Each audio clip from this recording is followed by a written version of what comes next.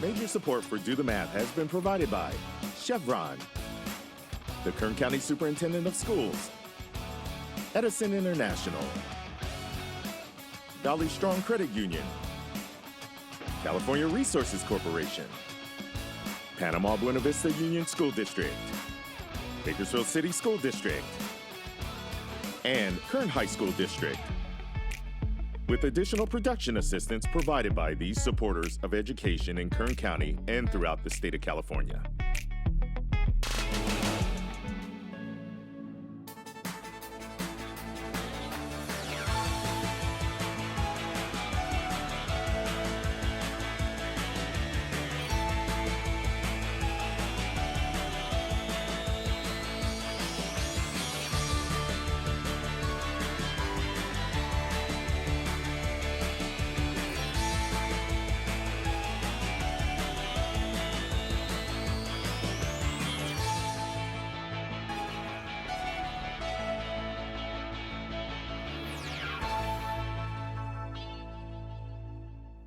Well, good afternoon and welcome to Do the Math. I'm Michael, and in studio with us I have Emma. Emma, if somebody needed to contact us, what would they need to do? For math homework help, call in Bakersfield 636-4357. Everywhere else, 1-866-636-6284. Email dothemath@kern.org. We're online at dothemathonline.net. And on social media, Facebook, Instagram, Twitter, and YouTube. All right, nicely done. So Emma, where do you go to school and what grade are you in? I go to Actis Jr. High, and I'm in 8th grade. And those are the Actis Americans, am I correct? All right, so how is 8th grade going so far? I like it. Yeah, I like it. Is there anything you like more than anything else about 8th grade? I don't know. I just really like, I like my math class. I like that class. Okay. What kinds of things are you doing in math right now? Algebraic expression, so like figuring out how to use x and how to find x in different problems. Okay, so they give you a scenario, you need to make an expression out of it, and then eventually you have an equation where you might have to solve for that variable, right? Yeah. Okay. And what have you been doing in math before this? Do you remember like what has led up to this point? We've kind of been doing that, and then we did real, rational, and irrational numbers. Okay. And then we did PEMDAS for a little bit. So you remember, okay, so can you briefly explain what you mean by PEMDAS? Because there's some kids that may not know what you're talking about. The order of operations, so it's like parentheses, exponents, multiplication and division, and then addition and subtraction. It's how you do problems in order to make sure that everyone gets the same answer. There you go. All right, so remind me, because we're gonna modify that PEMDAS a little bit later on, okay? So remind me about that, because that's the way a lot of students learn it, but there's a little modification we're gonna throw in there this time, all right? Okay. So we'll do a little bit of that later on. So you've been at Actis, I take it, for 7th and 8th grade? Yeah. Do you know where you'll be going to high school next year? I'm going to Independence. Independence. And is there anything you're looking forward to when you go to high school? I don't know. I don't really think. I think just like. Is there anything you're gonna miss about Actis? Probably just my friends. Just your friends? Well, some of them are yeah. gonna probably go to Independence as well. A lot of them are going to West. Oh, they are? Yeah. Well, So- you know what? It'll be fun when you guys see each other at different competitions yeah, and things for like sure. that. And, all right, good. Well, I'm glad you're having an enjoyable 8th grade year so far. All right. So we do have phone tutors available most Tuesdays and Wednesdays throughout the regular school year. Phone numbers are at the bottom of your screen periodically throughout the program. Don't forget, if you phone in this week and we do one of your math problems on TV, you'll automatically win yourself a pass to Autumn Nights, a brand new light show happening out at COM. So a lot of people are familiar with holiday lights at COM when you drive through. This is something brand new, started last week, and we had the Colonel down here, Steve Sanders, who is in charge of the train, and very heavily involved with COM and Autumn Nights. That is going on through the end of October until the 30th.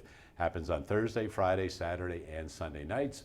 All you have to do is call in. We do one of your math problems with you. You automatically go to Autumn Nights.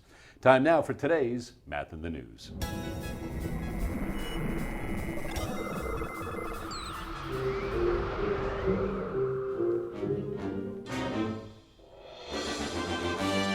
All right, today's Math in the News. We had him on last week, back by popular demand. We have Rob Duchow.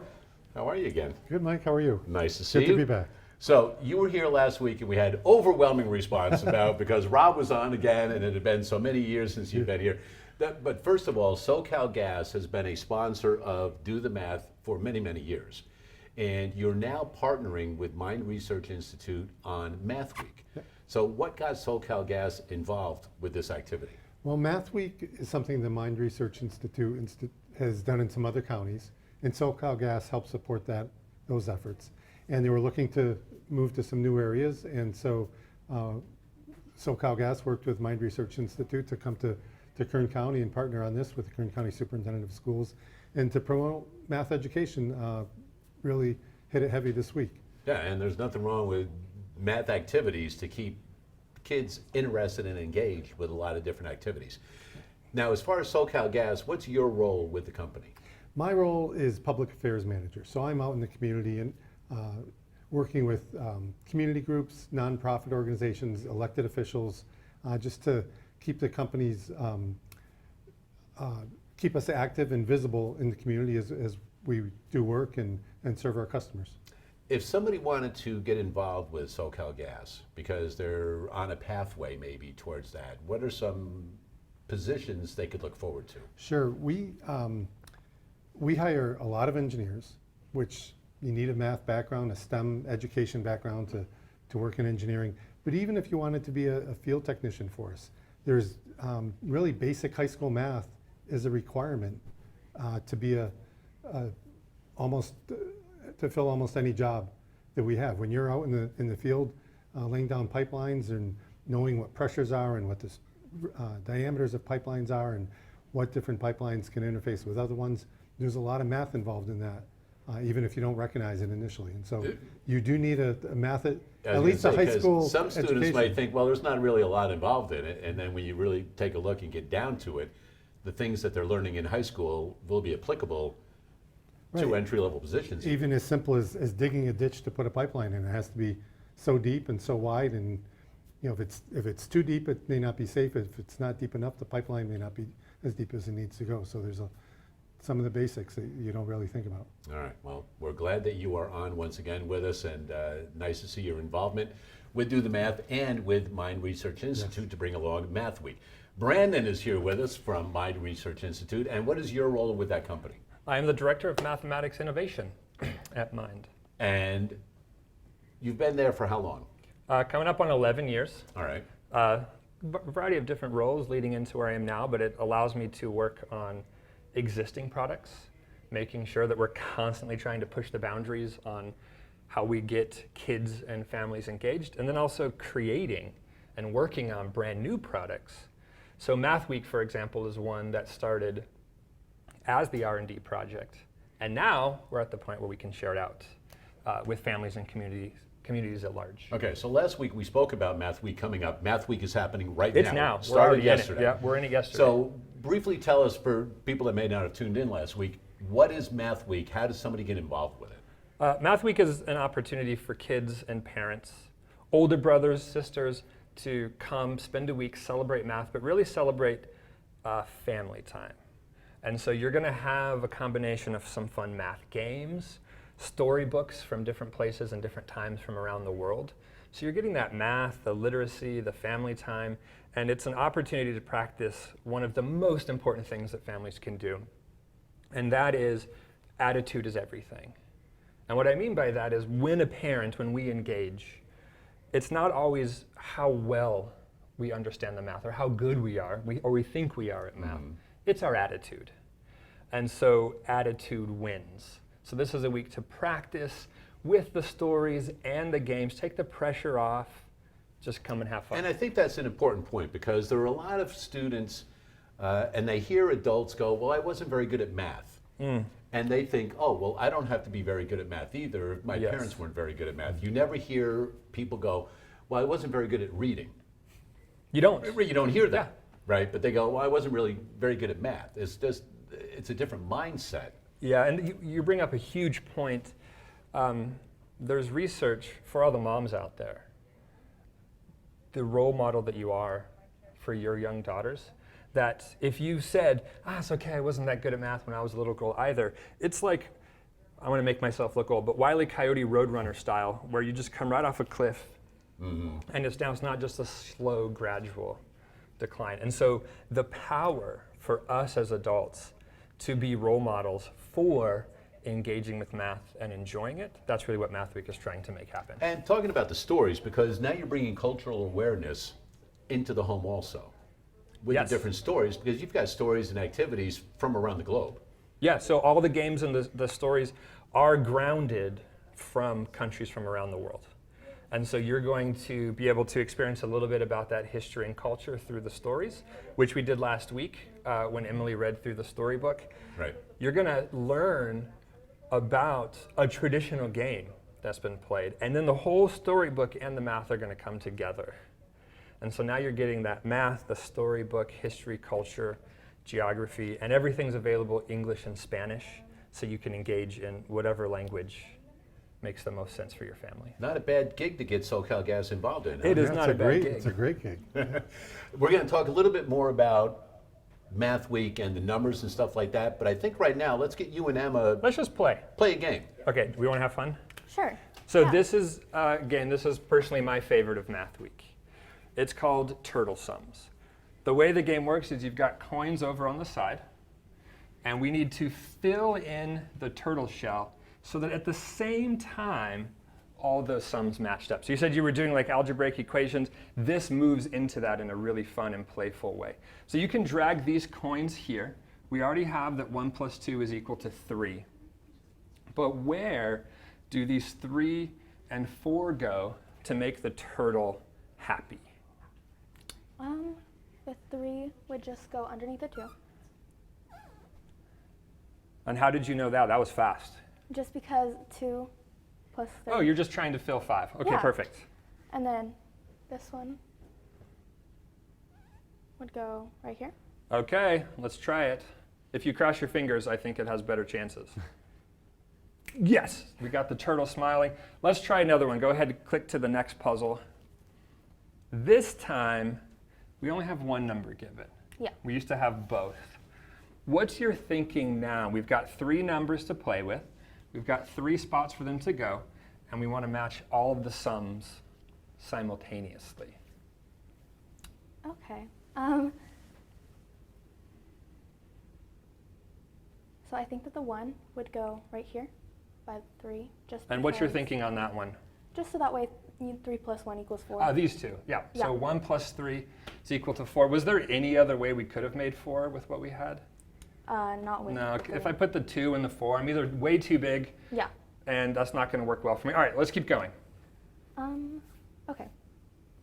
So I think that the 2 would go right underneath the 1, I like it. and then the 4 would just go in the last spot. Oh. We're looking good. Okay, fingers crossed. You got to do it with me because it's a lot more fun. This Okay. is Math Week. We're having a good time. Yes. Let's try one more real quick. And now it's going to level up where nothing is given to you. Okay. So you talk about a system of algebraic equations. You've got to hit all of these sums. You've only got 4 places to go and 4 numbers to work with. Okay. Where's your head going now? So I think that first I would want to figure out how to get the 5. So 1, 4, and 2 and 3 would go together. Okay. So you're saying 1 and 4 are going to have to somewhere go in a row. Yeah. Somewhere. We don't know where yet. Yeah. Okay, cool.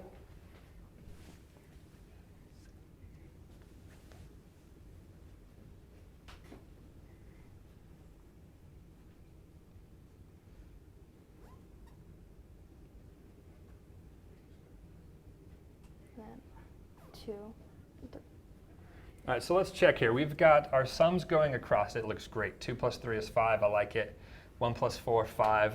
I like it. And then 2. Our diagonals Yeah. are a little That's the ones wonky. that are going to be messed up. Our columns, but you have the rows. Yeah. They look great. We don't want to mess any of our rows Yeah. up because those are the only ways we could have made 5.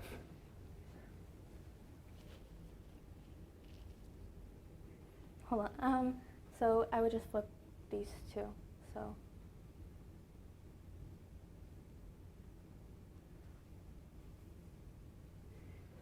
All right, let's see. Hold on. And then, hold on, that's still wrong. Okay. I like where your head's at. You're doing Yeah. some incredible problem solving. I'm thrilled to see this. Oops, I got it backwards, that's okay. Let's get this back up. Let's get this guy out of the way for a second. We know that these are 5s. Yeah. But we don't know for sure that 2 and 3 have to be on the top. That's true. It So, could be 1 yeah. and 4. So we also have the ability to swap these rows. Yeah. Because we still won't mess up our 5s. Yeah.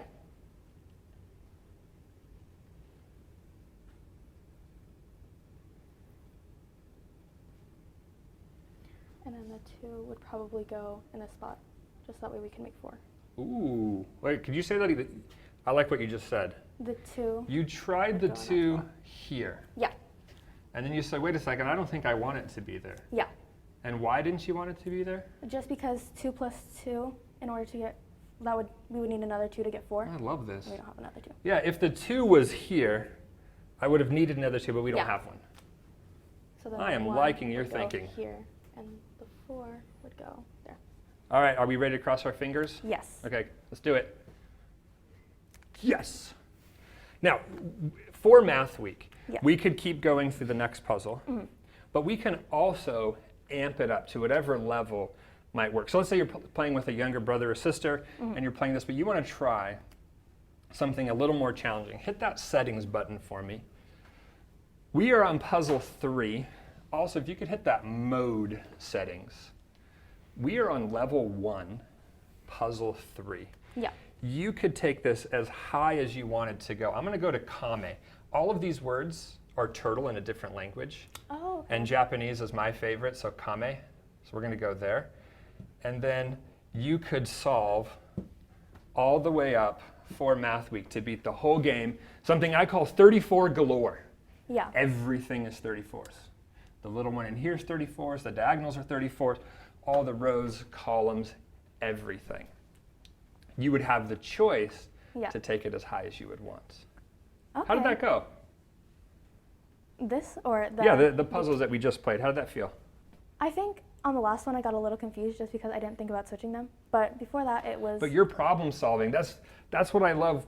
If we take that mindset that learning is something that we build up, then we have to have really good strategies. And sometimes they're going to lead to wrong answers, but that's what learning looks like. And you modeled that so well. For all the families at home, I'm going to go and show us our Kern County Math Week site. So, this is exciting. Right, because some people are going to go, hey, this is really cool. Where do I need to go to be able to play this with my family? This is where you're going to go. You're going to be able to access all of this at home, any phone device. Even if you load this at school and your internet were to fail, these games can keep playing. So you can access this on as many devices as possible. We will give you the QR code, I believe, up on the screen at some point so that families will be able to go to it. You should also have flyers at your school or district websites. If you do need to type it in, we have the URL mindresearch.org/KernMathWeek, and we just put dashes in between the words. If you scroll down on this, I want to brag a little bit on Kern County. We're at day 2 of Math Week. Not even finished with day 2 yet. We are already approaching 100,000 minutes. That would be 20 family math nights in 2 days across the county. Our goal for tonight is to get to 150,000 minutes by the end of Tuesday, and we want to keep the good times going to get 500,000 for the whole week. And here's how you would do that. Go to the website and scroll down. If you'd like to learn even more about Math Week, you want to share this with your friends that they're not watching the show right now, we've got a video for you, English and Spanish, and then you just choose which day of the week. So we could say, oh, this is our first time coming, and it's just going to give us day 1. You can pick your grade and language, English or Spanish, and you tap on the card to turn it over. So that's how we're accessing this. If, as a family, you say, well, wait a second, I'm not watching the show. How am I supposed to know to get access to any of these games or stories?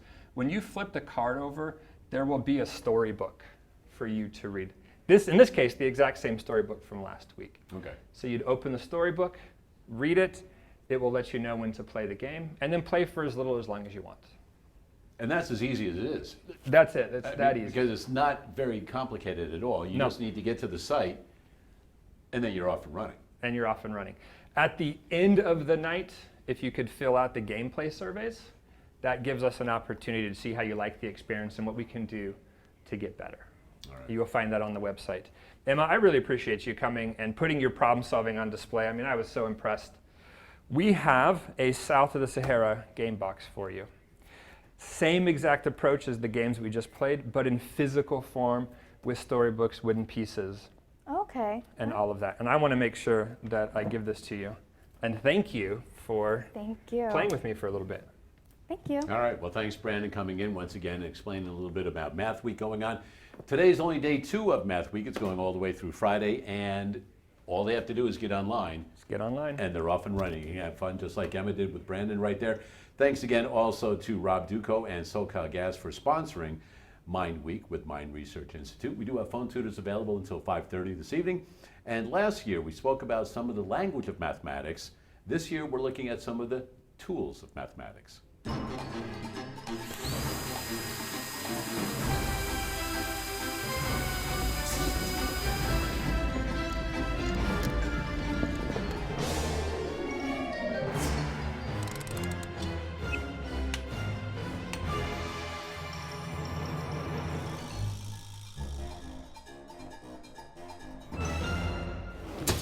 I'm John, and we're back in the Do the Math Hot Rod Garage talking about the tools of mathematics.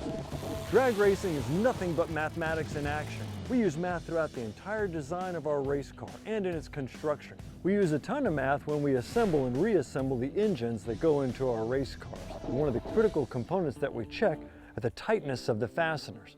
We've got 4 fasteners on this main cap, and they've got to be tightened to a specification that the manufacturer gives us. These have to be tightened to 95 foot-pounds. Foot-pounds is a measurement of torque, the torque on the bolt, the clamping force that this nut is exerting through the stud down into the engine block. And we've got a special wrench that is today's tool of mathematics. This is a special wrench called a torque wrench. It allows us to measure the clamping force as we apply the wrench. There's a graduated scale here in foot-pounds. We adjust the wrench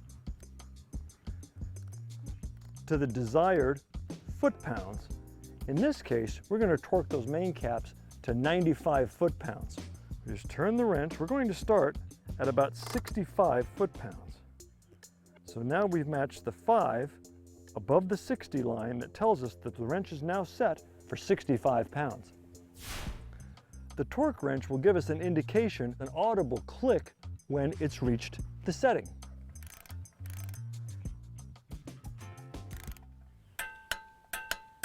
I can feel that in the handle, and you can hear it. I'll tighten all of our fasteners to 65 foot-pounds to get us started. A nice smooth pull on each fastener. We're doing this so that the fasteners and the cap tighten evenly.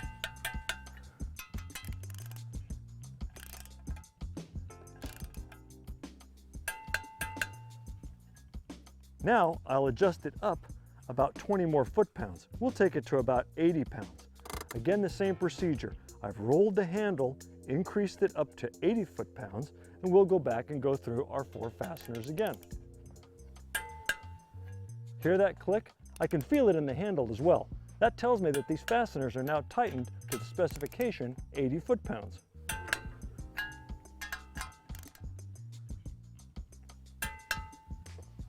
Now we'll take it up to 90. We go in these increments so it's a nice even clamping force on our main cap.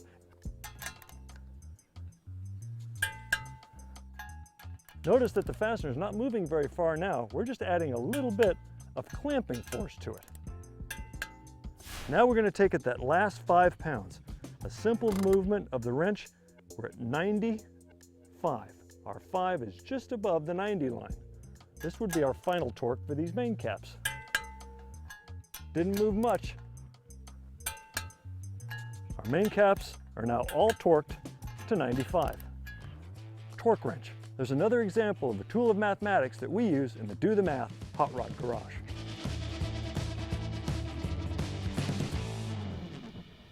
And nice once again to see John, our hot rod expert, right there with another tool of mathematics, the torque wrench. 636-4357 is the phone number. We do have phone tutors available until 5:30 most Tuesdays and Wednesdays. In studio with us, we have Joaquin. Joaquin is on air with us today, helping out Emma later on this afternoon. And Joaquin, this is your first appearance on Do the Math today. That is correct. And what is your role with the Superintendent of Schools office? So I am a program specialist in mathematics, and I support teachers and educators in Kern County with teaching math. And you were just out and about doing that today, right? Where were you actually? I was in today? Delano today. All right, there you go. So you guys get to have an opportunity to go all throughout the county All throughout the county. and help all of the schools and all of the teachers and help them with mathematics. That's correct. All right. Well, we're going to get you to work in a little bit. Sounds good. But Sounds good. first, we are fortunate enough to have from the Bakersfield Symphony Orchestra, Julia in studio with us today. Nice to see you. Pleasure to be here. Thanks for having me. So what is your role with the symphony? My role with the symphony is as a violinist and specifically as concertmaster, which is like the first chair violinist. Oh, so you're the top of the heap, so they say, right? Well, I have a great team, but yeah, I also have a lot of responsibility in that role. And how long have you been with the symphony? This is my 16th season. And how did you get interested in music? Like, did you start young, like at 4 or 5, or was this during school or later? Yeah, I was in a neat summer program is when I started, and I was 7 years old, almost 8.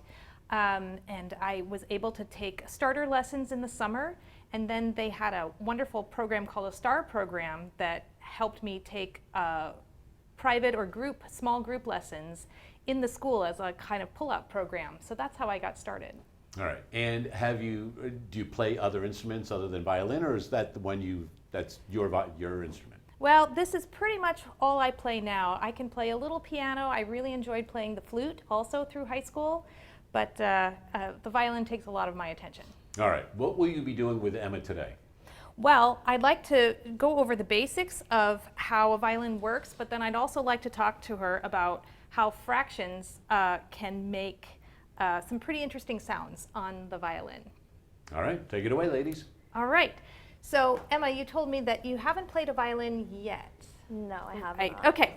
But I bet you've seen a violin being played. Yeah. Right? Do you have a basic idea of how it works? Kind of, yeah. Yeah. So you can see pretty clearly that a violin has how many strings? 4. 4 strings. That's right. So with these 4 strings, we make 4 different sounds. From low to high. But surely you know that a violin can play more than 4 notes. Yeah. Right? How does a violinist do that? You would like press down and or combine the. That's right, that's right. So by adding fingers and pressing fingers down on each string, essentially what we're doing is we're shortening the string. And what happens to the sound when we shorten the string?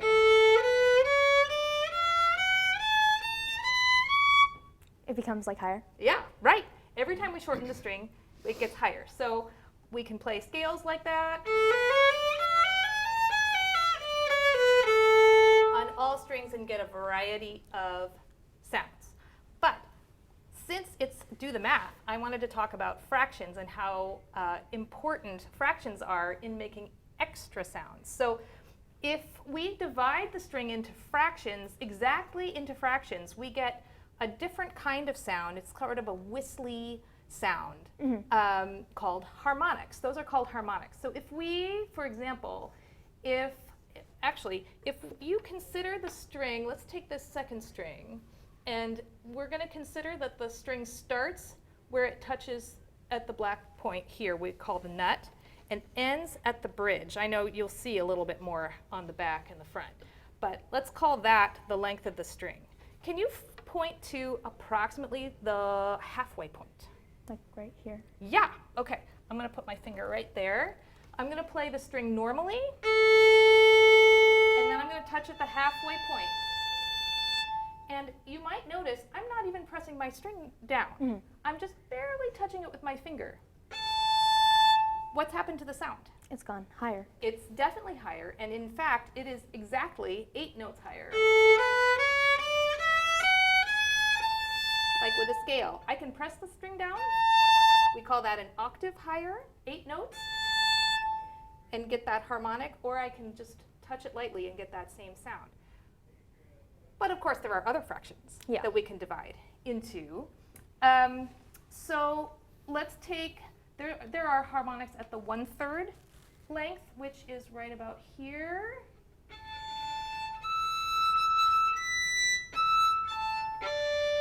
Right? And if I lightly touch that, that's even higher than an octave, right? It's quite a bit higher. Yeah. And that makes us divide the string. If we've got 1/3 on this side, then how much of the string is left? 2/3. 2/3, right. So what happens, what do you think will happen if I touch the string at the 2/3 mark? It's going to be a little bit lower. A little bit lower? Yeah. Let's that's try better. it. Wait a minute, that's the same. Oh, wait. Right? Because we're dividing the string, even though it's 2 different locations, we're dividing the string into the same 2 fractions, right? 1/3 and 2/3, and 2/3 and 1/3. Yeah. Okay, so we can also do that with quarters, right? Here's a quarter. So if we've divided, if I've shortened the string by a quarter, how much is left? 3/4. 3/4, right. So then, do you think I'll get the same pitch if I stop the string at the 3/4 mark? Probably. Let's try. Yep, you're right. And then there are also harmonics at the 5th. 1/5, but that means we should also get the same sound at which other points? 4/5. 4/5. Yes. And? 1/6, like the, Well, we've got 1/5 and 4/5. yeah, But how else can we divide 5? 2/5. 2/5, right. Well, let me try it again. There's 2/5 and 3/5. So then shouldn't we also get 3/5? And And 2/5. 2/5? Yeah. Yeah, so here's, we can get that same note at 4 different points because of fractions. Okay, so now is your big chance. Now I want you to see if you can help me play a song using just these natural harmonics. So can we trade places for a moment? Sure. Okay. I put some cheats on my violin. You see a blue and a pink and a red. Okay? So the blue is a 1/5 mark. And the pink is a 1/3 and the red is a 1/4. So what I want you to do is just take your finger and just touch the string. Don't press it down, but touch it right over the blue. I'm going to play and see what happens. Oh, lightly, lightly, lightly, with just barely your skin touching. Ah, you did it. There's one. Now go to the pink. It's on the next string. Yeah. Good. And now red. Good. Making her debut. Here's Emma. We're going to do that again. Okay. Blue. Pink. Red. Now stay on red. Pink. Ooh, touch the second string. There you go. Now back to blue. Pink. Red. Emma, that's a beautiful rendition of what song? Do you know what it is? No, I don't. Oh, no. Hot cross buns. Oh, okay.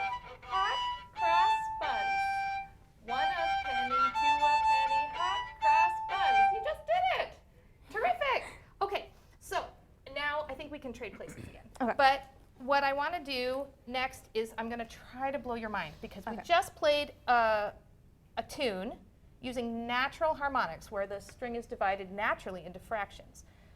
But we also know that we can press the string down and change the pitches to anything we want. So what if we tried to do both? What if we shortened the string with our heavy finger, but made a fraction with a light finger. Here I'm going to stop the string with a heavy finger, and then I'm going to add a fraction with a light finger. See what happened? Mm-hmm. Now we have different harmonics. We call these false harmonics because we're kind of cheating. We're stopping the string at different points, but we can play just about any high-pitched note we want. And I don't have to crawl all the way up to the very top of the fingerboard to get it. Yeah. It's a pretty good cheat, right? So composers have figured this out, how to use these harmonics to make tunes. So I'm going to play a short tune with first the normal fingering, and then we're going to see how it changes when I use the false harmonics. Here's a piece by Monty. This is just a short excerpt from the Chartish.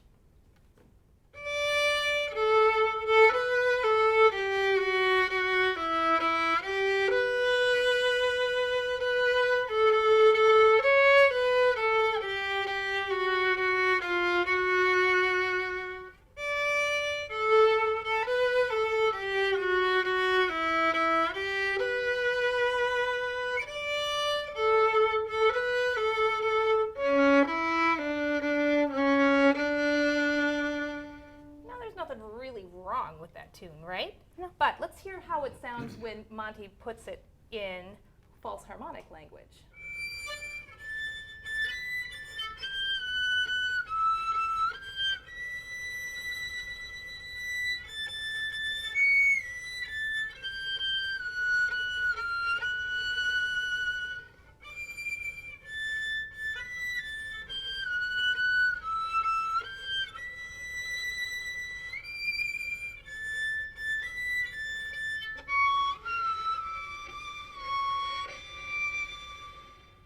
How does that sound different to you? It's a lot higher in pitch. It's a lot higher in pitch. Do you hear the whistly sound? I think it's kind of perfect for October, sort of an eerie, Halloween-y kind of sound. Yeah, so fractions are an integral part of playing any stringed instrument, and you can make some neat tricks with it too. Well, Julia, that certainly was enlightening. I even learn a little bit every time the symphony is in here, because octaves and harmonics and the false harmonics today with that. If somebody wanted to learn a little bit more about the symphony, and when you have performances coming up, where would they need to go to? The symphony has a great website called bsonow.org. That's bsonow.org. All the information is there about our upcoming concerts. Right, and the season has started, correct? Yes, we just had our first concert just a couple weekends ago, and our next concert coming up is November 5th, and it's going to be a great concert full of American music, American composers, and a terrific piano soloist coming. Can you give us about 30 seconds of some piece that you'll be playing at that performance? Let's see. We'll be doing a little bit from The American in Paris by Gershwin.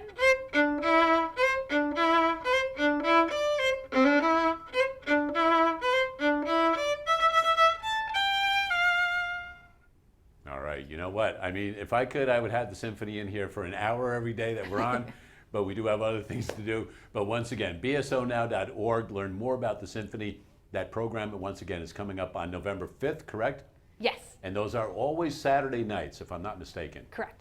All right, so it's very relaxing to me. I love the sound of the instruments when you guys come in, and I just really enjoy you guys coming in. So thank you, Julia, for coming in once again. Thanks for having me. We do have phone tutors available until 5:30 this afternoon. We've got Emma, an 8th grade student from Actis in studio. Joaquin will be working on expressions with her when we come right back.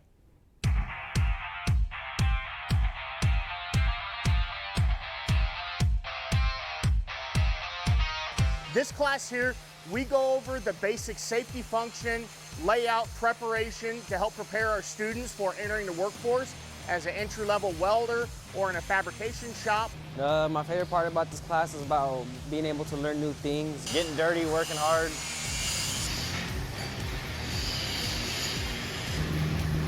Teaches you teamwork, teaches you how to prepare. A lot of what we do here is preparation, not just welding. Also gives us like a good example of like being in the workforce.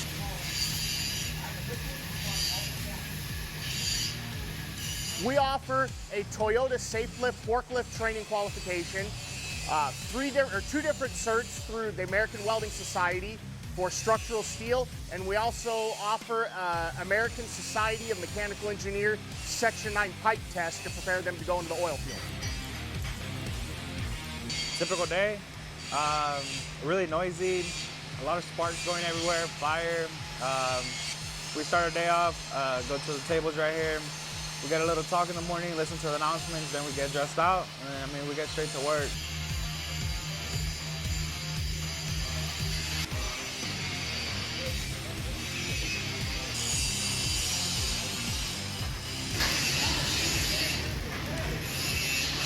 If you're interested in working with your hands, this is a very good place to do that. Also, you need to have some technical background. You need to be fairly proficient with math. You need to know how to write properly because we have to fill out reports. You need to be able to follow weld procedures and also read a set of welding blueprints.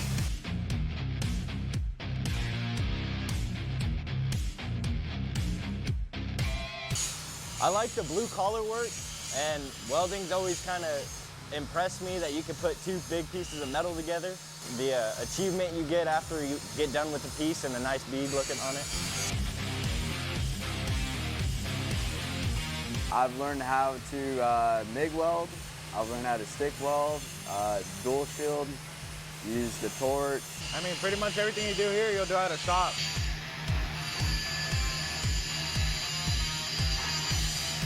We strive to have fun in here. We want to work safe. Safety is the main priority that I focus on in here because if I could teach a student how to weld but they can't do it safely, I'm not preparing them successfully to go enter the workforce.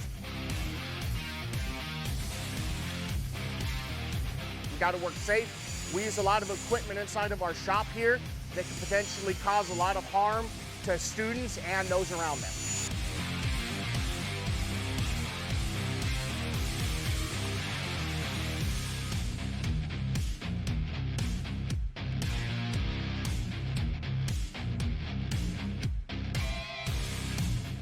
And once again, a big thanks to all of the staff and students at ROC and CTEC, self-producing all of those videos this year.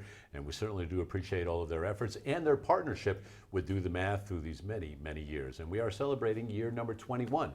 Don't forget, you call in and we do one of your math problems, you automatically receive a pass to Autumn Nights happening at ACOM, a brand new light show, and that is going on for this week and next week as well, Thursday, Friday, Saturday, and Sunday evenings.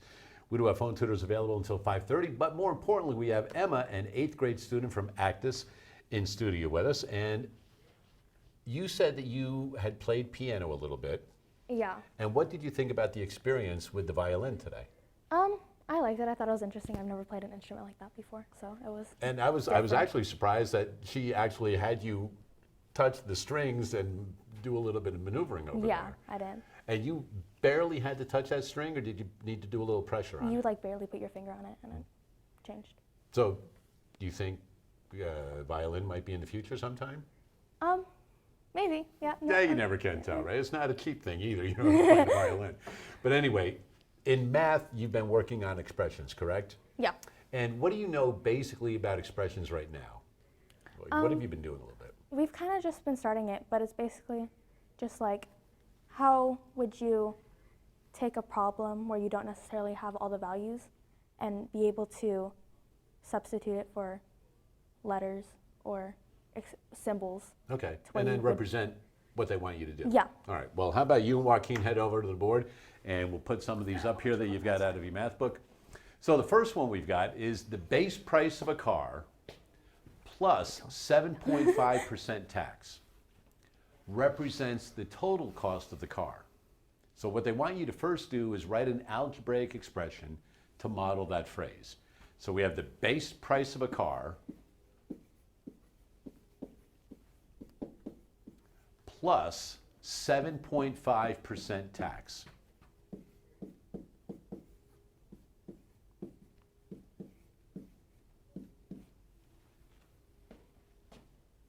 Make sense? Yeah. Okay. So, what would you think to do first?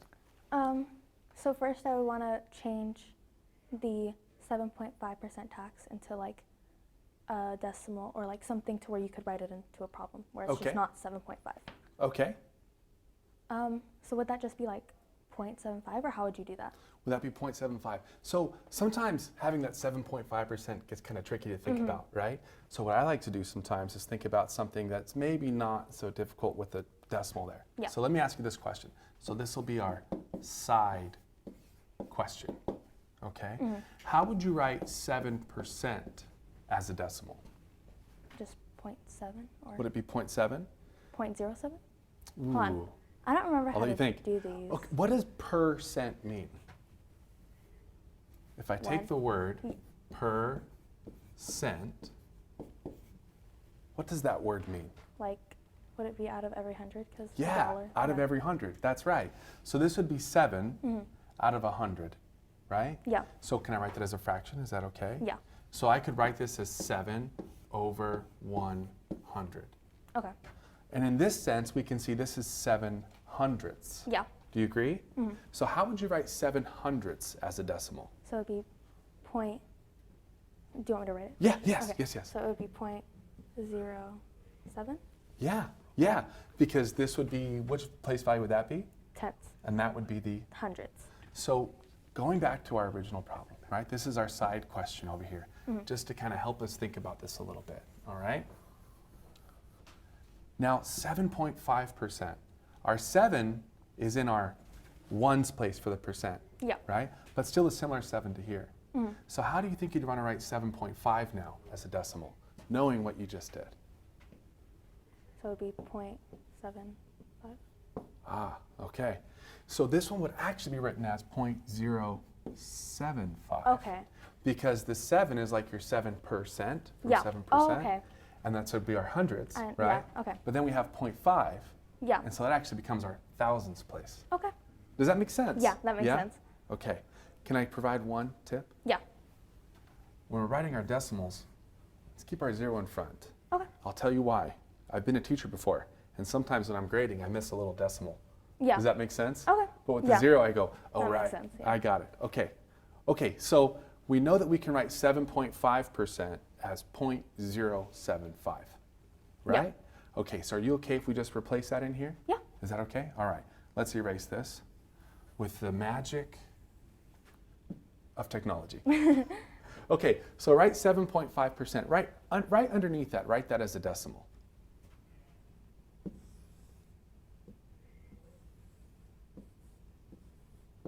Fantastic job, fantastic.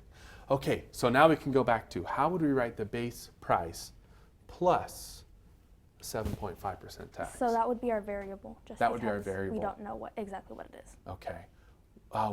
You're right, we don't know what that is. Yeah. So what variable would you want to use? We can just use B for base price. B? Ooh, I like it. Okay. So we'll write a little statement. I'm going to write B equals base price. Are we okay with that? Yeah. Does that sit good? Okay. So what do we do next? So then we would have to, it would be B plus,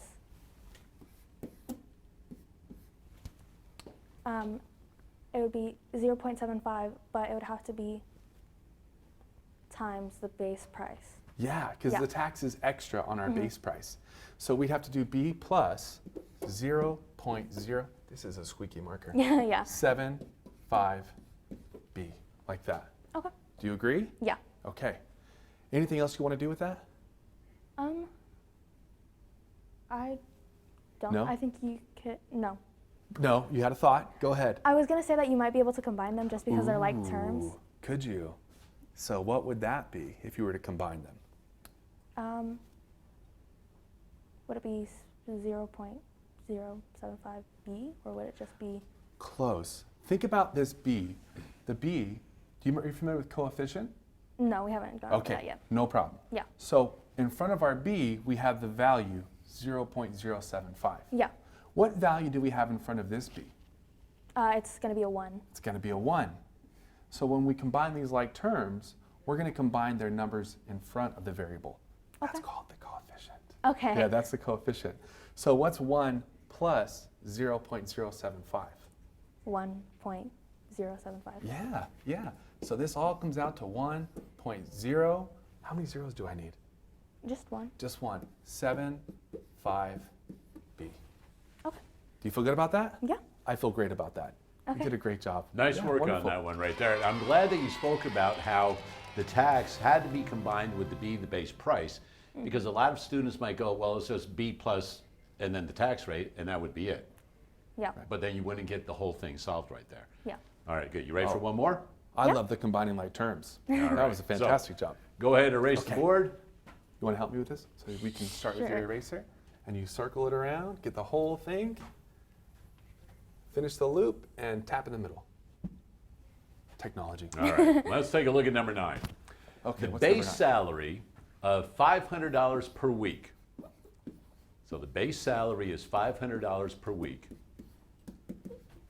Does that plus sound a like lot of money to you? commission. Kind of.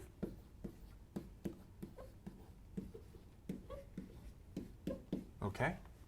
And there's a commission of 10.5% of sales. Plus a commission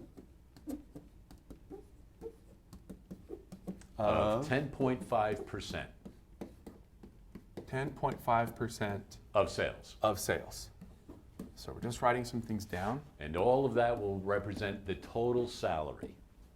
So represent the total salary. Okay. So we want to write this as an expression. Yeah. Okay. You're doing amazing. What do you think? So I think that I would just start the problem with $500, and then it would be times the per week. Times the per So- week. Okay. What do Are you we think? are we trying to find the how much money they're making per week? That's a great question. Are we trying to find how much money they make per week? Right, because we want to get the total salary. Okay. Total salary. Okay. But we don't know how many weeks, huh? No. Yeah. So- Could that be a variable? Yeah, it could. Maybe. Okay. That could be a variable. Yeah. Okay. What else? So how would you want to write that? That 500 per week. It would be like 500p 500p? What would p be? for per week or Okay, W so or I'm going to write p equals number of weeks. Is that what you were thinking? yeah. Yeah. And so I would do 500 times that? Oh, wonderful. Wonderful. So 500p. Okay. Now what? Then you would take. It would have to be. You would take. So you would change the 10.5 into a decimal or A somewhere. decimal? Yeah. Okay, what would that be? So would it be like 1.05 because before it was the 1 was in the Right, so tens last place. time we had 7.5%, right? And we wrote that as 0.075. Yeah. So for 10.5%, how would we want to write that? Would it just be like Go ahead. Okay. Now keep in mind that our 7 Yeah. acted in our hundreds place, right? Oh, okay. Yeah. That sounds to me like a thought. Yeah. Okay, I'm going to let you finish your thought.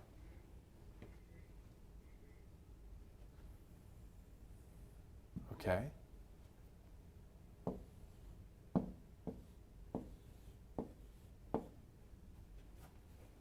Yeah. Okay. Yeah, because in our ones place is our 0 now, right? For the Yeah. percent, so that's going to go into our hundredths. Yeah. And this 10 in our tens place is going to move to our tenths spot. Okay. So 0.105. Okay, you're doing fantastic. What next? So then I would add. Okay, so you want me to write plus? Yeah. Okay, plus 0.105. 0.105 But then it would have to be of the sale. of the sales. Yeah. So do we know how many sales We they don't know make? how many sales. We don't there know. were. So what does that give us? We would need another variable. Another variable. Yeah. And is it okay if I erase the percent Yeah. work here? Fantastic work. I hate to erase it. It's so beautiful, but we need the space. So what do you want to use? We can use S for S. sales. Ooh, okay. So S equals sales. And so this would be 500p plus 0.105, then what? Times S. or Is just the S afterwards. just an S right afterwards. Yeah. Can you tell my 5s from my S's? Yeah, you can. Is that okay? Yeah. Okay, I want to make sure it was nice and clean. Okay, so $500 per week plus 10.5% of sales. Yeah. And I think we've got the expression. Nicely done. And I'm glad you brought up the difference between the 5 and the S, because sometimes when students get writing quickly, it's hard to recognize which one they want or which one they mean. And then when they try to transcribe it to something else, sometimes it gets a little confusing. Emma, you've done some great work so far this afternoon, and for your efforts, you've got a meal courtesy of our friends at the Broken Yoke Cafe, so congratulations on that. Do me a favor, erase the board, and we're going to go into something a little different, but this is going to help you when you are solving equations. Earlier, you said you were talking about PEMDAS. Yeah. So maybe if you guys just write up that up there, PEMDAS, maybe just going down, Joaquin. There you go. And Now, Emma, explain. Can I write it in the way that it should be written? Is that okay? Please do. And then Emma, explain what Joaquin is putting up there and what that represents. Okay. So it's basically just a way, it's order of operations, so it's just a way of doing the math problem, like the order in which it should be done to make sure that everyone gets the same answer. Oh, yes. Yeah. Very important. So the P stands for parentheses, the E stands for exponents, the M and the D stand for multiplication and division, but they're just done left to right, not in that order. Whichever one shows up first. Yeah. Right. And then the A and the S stand for addition and subtraction, which are also done left to right. Whichever one shows up first. All right, so Joaquin, if you could, next to that off to the side a little bit, we're going to put something up there that I know has been introduced a couple of times on the program, and it's kind of a movement in mathematics, so students see some other things that need to go with order of operations. So instead of P, we're going to put a G up there, like in goat. Interesting. And then instead of just the E, we're going to put E and R next to each other. And then we'll leave everything else the same. So the multiply, divide, add, and subtract. And before I put you on the spot, are you familiar with what we're trying to do here with these additional letters and the changing of the P to the G?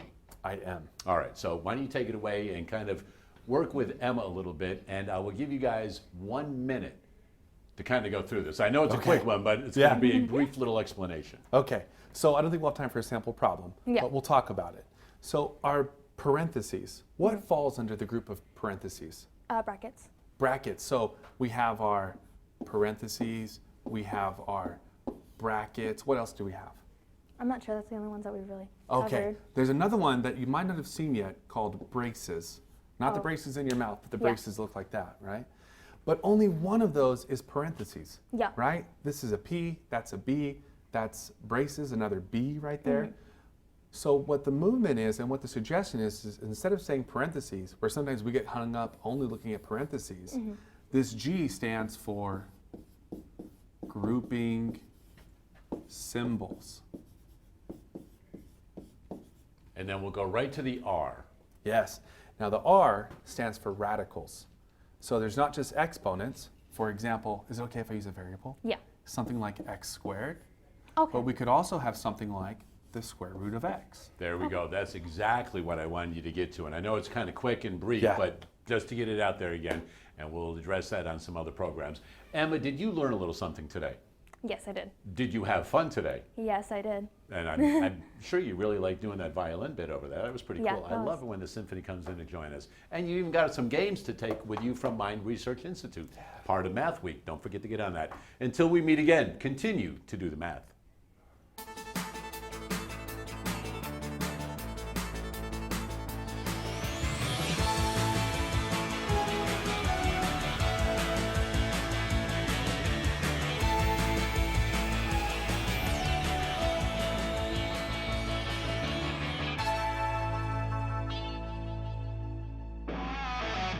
Major support for Do the Math has been provided by Chevron, the Kern County Superintendent of Schools, Edison International, Valley Strong Credit Union, California Resources Corporation, Panama Buena Vista Union School District, Bakersfield City School District, and Kern High School District. with additional production assistance provided by these supporters of education in Kern County and throughout the state of California.